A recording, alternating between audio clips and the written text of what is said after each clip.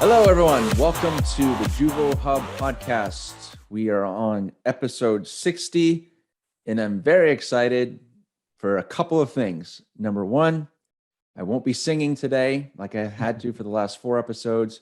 And more importantly, number two, Mark Howell is back with me in the driver's seat on our show. Mark, how you doing, brother? I'm great, man. I've missed you. I have missed hanging out with you and having our great conversation. So it's good to be back. Yeah, well, I'm grateful you were able to teach that CAM class for the Atlanta Apartment Association. So I'm sure all the students were super grateful for that too. So it's all part of the biz, That's right. helping and training others to That's be right. successful in property management. So welcome back. And today we're going to talk about, is the 4-day work week possible? Let me just say one thing, and then I'd like your opinion on that. So what I've been reading a fair bit is like other countries that are officially transitioning to a 4-day work week. And, I think, wow, that's absolutely amazing. And it's really nothing new. Like I have a few friends in different countries in Europe. My cousin lives in Australia. And things like 6 weeks of standard vacation are the norm. That's just part of what that country offers, what is part of that work culture. And then I look at our industry, I look at, our country overall, and this is becoming a bigger topic. So Mark, what do you think? What is a 4-day a work week even possible in our industry? What are your thoughts on that? It's funny, as we prepare for this conversation, like you said, it's not something that we're going to have solutions to, right? So these are our opinions. I get, your research shows you what other countries have been able to accomplish. And many other countries, they do take long periods during the day where they will shut down their businesses and have long lunches and drink at lunch and very relaxed lifestyle. And that is kind of what works for their culture, what works for their industries, I guess, out there. But America is different. We have this high pressure of performance and making sure that the companies are successful. And, we're one of the richest countries and the most powerful. And that with that comes a responsibility to the industries that we all work for. Now, for some industries, yes, maybe a 4-day work week is possible, but in our industry that is so customer service focused, I worry that we are too many of our employees in the multifamily space are asking for something that is almost impossible. You do have to be at an office to take care of our customer. The sales cycle can be done certainly remotely. Many companies are going with AIs or even virtual leasing consultants.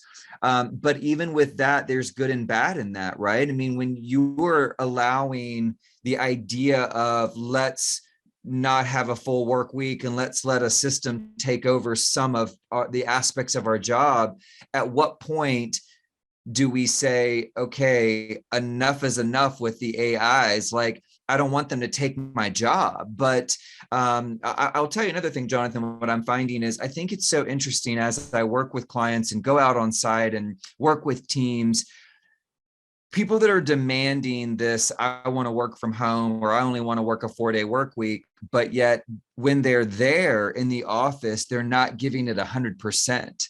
And I can see that, it's like, if you want to be able to have that flexibility, then you should at least come with your A game the days that you are going to be there. But some employees don't even want to bring their A game anymore. Right.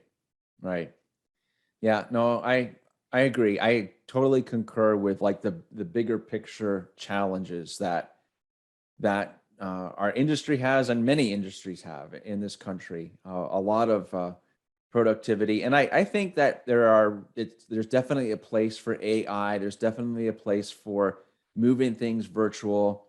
There's been plenty of studies that are out there that highlight where you can get some efficiencies when they're used correctly. But I did this poll, and I think, and I guess I relate this to my comments earlier about European countries and Australia. Um, so I did a little poll on LinkedIn, and it was just a question like, how many work hours do you spend in the evening? So the bell rings, we're done, the typical 9 to 5 quote work day. And then what happens in the evening? And 50% of the respondents were 1 to 2 hours in the evening. So here we are, a 5-day work week already. And then we're, as Microsoft put it, it's like the triple peak of spiking, of trying to respond to things. And we'll put some links into the show notes for this reference. But you're checking and trying to respond at peak times to whatever it is: emails, voicemails, messages, text messages, Slack messages, whatever it is that you're using. So here we are in the evening going through that cycle again of trying to communicate and trying to respond. And it perpetuates, to me, the bigger problem of why are we doing that to ourselves? And you and I talked about this before the show started. We own our own business, and we do the same thing. So before we can ever get anywhere near talking about a 4-day work week, my opinion is there's just so much to work on just with what we have in place, with our perception of work, and how much time we spend on work, and how to better organize ourselves for higher productivity within a scheduled work environment. So what are your thoughts? Yeah, look, I think if we were having this conversation with an audience that could communicate back to us, my advice would be, if somebody was, working in a C-suite of an organization and like, hey, we need advice. We have many applicants or many employees that are asking for this type of flexibility. Look, that's not going to go away. I think with it, as the generations continue to get younger, or maybe I get older, I don't know how we want to say that, the demand changes, right? And their demands, I would have never have had those demands when I was young in the industry. But now the demands are changing. The world has changed. So as organizations need to make sure that they're hiring the best possible and the brightest, you do probably need to sit down and figure out a way, how can we accommodate some of these demands? And in my opinion, it should be on a reward system.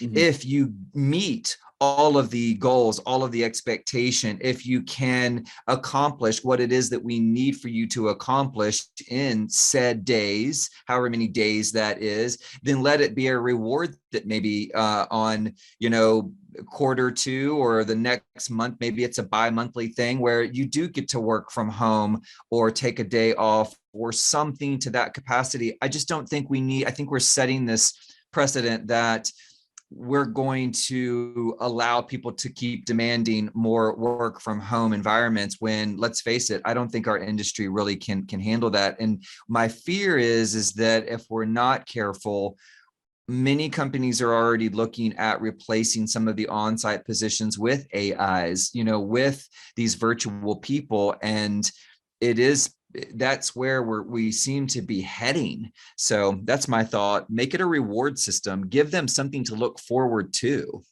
Yeah, absolutely. All good thoughts, man. That's awesome. I fundamentally, I see certain things. I'll tell you what I do see is companies that, for instance, they're tracking, like when you're sending emails, and they have actual policies. Okay. So you're not allowed to email unless you are within your designated work time slot, mm-hmm. which is good. But that doesn't necessarily seem to translate to like every position. Is it across the company that policy is enforced, or is it only for certain positions, certain on-site positions or even corporate positions? Like, are we all doing it? And that's where I feel, Mark, that a cultural shift has to take place where leadership is going to be like, no, we can't do this. But I also see the big difference in like European countries where there is a big difference between what they value and what most Americans value. And Americans are known for liking their things and acquiring things. And often in some European countries, that's just not the big focus as much. And so I'm not sure how much that has to do with it, but we're in this routine of trying to have enough work to kind of maintain things. And I've seen other people comment about this on LinkedIn too. So I would love to hear from our audience on this. Like, what are the driving factors to this 5-day work week where we're working in the evenings, we're feeling compelled to do more work? And like, what can we do to change? Like, where does it need to start, and how do we go about it? That's just my thought. Yeah, I'd love to hear that because, I'd love to know what companies might already have in place. How is this sustainable?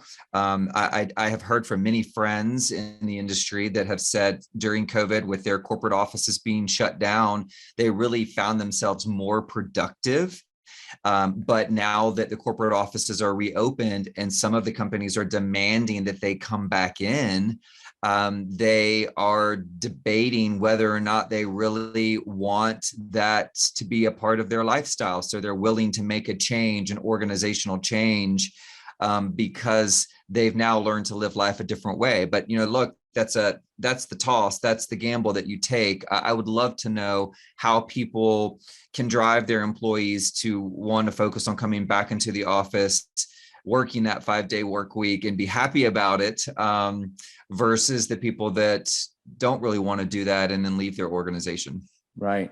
And if you remember, we had Mindy McCorkle on our show a few months back, and amazing speaker and teacher, and she highlighted that same thing. That's what she's working with her clients is why go back to what you were doing before when you're at a spot right now where you're seeing higher productivity. And Mike Brewer, Multifamily Collective, if you haven't listened to his podcast, audience, you definitely need to check his out, because he's always talking about teasing the multifamily, like the potential in multifamily and things that we can do from a HR perspective or a technology perspective.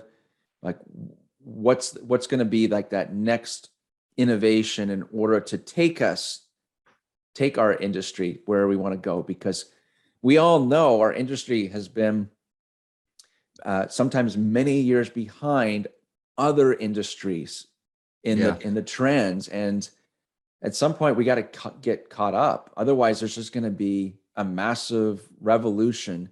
Yes. And we're already starting to feel the pain of it. Like, how many articles have you read, Mark, or have you talked about the Great Resignation and the issues that we're having with finding people and finding talent and retaining talent? And it's a nightmare. It's a nightmare out there. It's crazy. So this is a very opinionated podcast. Yes, for sure. But we would love everyone's feedback. So let me highlight a couple of my takeaways, Mark. Maybe you have a couple to share too. So to me, we can't start talking about a 4-day work week when we can't get past the 5-day plus work week. Mm-hmm.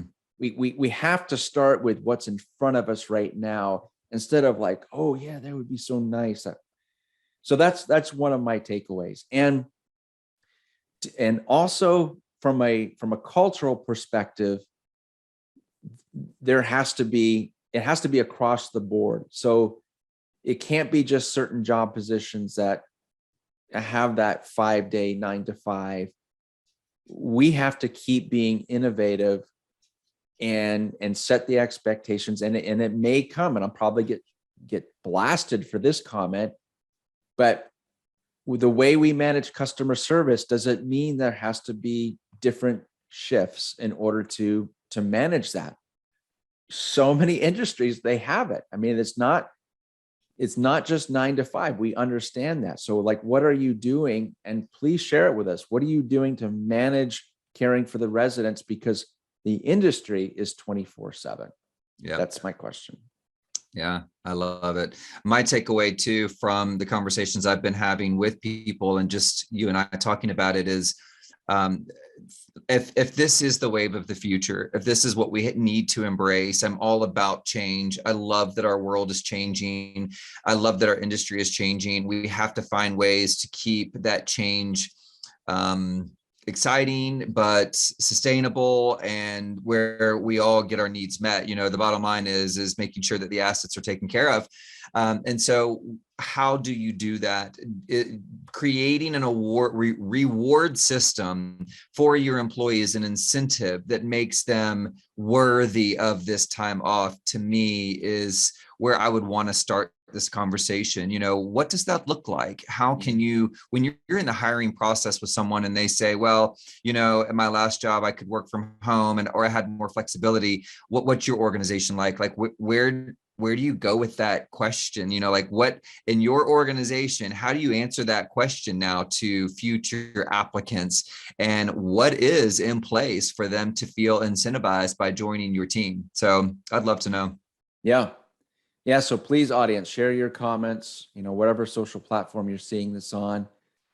We appreciate your support, and it's going to take all of us, especially for a topic as big as this.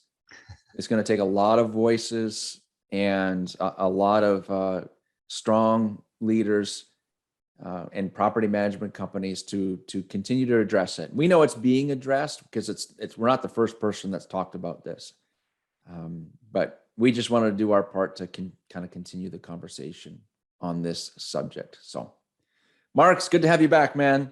We got more. Thanks for having me. More fun things to share with the community about new products that JuvoHub is releasing in the near future. But for now, please sign up for our newsletter. We'd love to have your review on your favorite podcast station. You can find us on any of the major podcast networks, or you can subscribe to our YouTube channel at just search JuvoHub, and you'll be able to find us on there, where there's a video rendition of this podcast. And it's very grateful for all of you who share that with your network. So until next time, class dismissed. See you guys. Bye-bye.